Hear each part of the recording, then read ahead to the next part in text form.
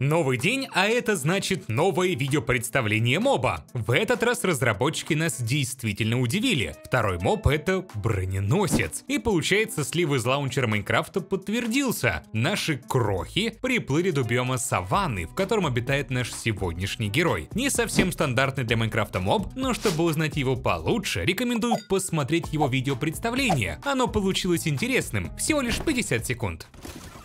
Не припоминаю этого места.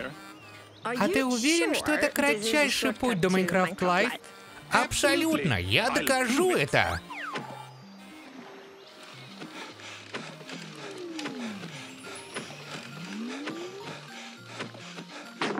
А?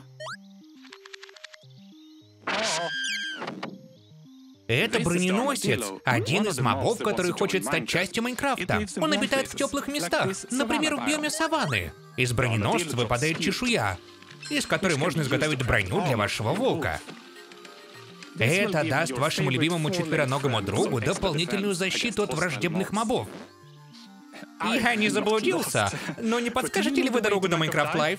Как я уже сказал раньше, слив подтвердился. Коричневый слой действительно вырезка из анонса моба. Все сходится. Но если так подумать, это ровным счетом ничего нам не дало. Вот если бы на скриншоте был изображен моба, это уже совсем другое дело. В любом случае, я рад тому, что видео получилось таким интересным. Что-то мне подсказывает, что Агнес отправится на поиски Minecraft Live в одиночку. Броненосцы будут жить в биоме саванны. К слову, в реальной жизни они тоже любят подобный климат. Как по мне, идеальный выбор для обитания. Саванна, к сожалению, на фоне остальных биомов сильно проигрывает. Она довольно пустая, и там нет уникальных мобов. Конечно, мы можем взять для примера крестьян. Они, грубо говоря, уникальны для этого биома, но это совсем не то, что я имею в виду. Саванна точно нуждается в улучшении. Теперь давайте поговорим про поведение броненосца. Естественно, это мирное животное. Оно не будет нападать на игрока. Мне кажется, он не будет нападать даже после удара со стороны игрока. То есть это полностью дружелюбный моб. Когда Джеб подъезжает к нему на лодке, он тут же прячется в свой панцирь. Это его защитный механизм. К слову, это характерно ему и в реальной жизни. Когда броненосец видит хищника, он тут же прячется, тем самым не давая схватить себя. Но хочу уточнить, это делают не все броненосцы, а только определенный вид. Я конкретно говорю про скручивание в клубок. Все остальные просто пытаются убежать в кусты или зарыться под землю. В Майнкрафте эти животные тоже пугливые, и при виде Джеба моментально спрятались. Не знаю, сделано это для пущего эффекта или так будет на самом деле, но при столкновении лодки и броненосца